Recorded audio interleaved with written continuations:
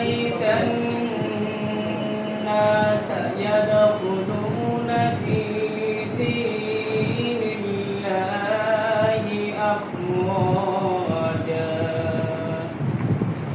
فسبح بحمد ربك واستغفر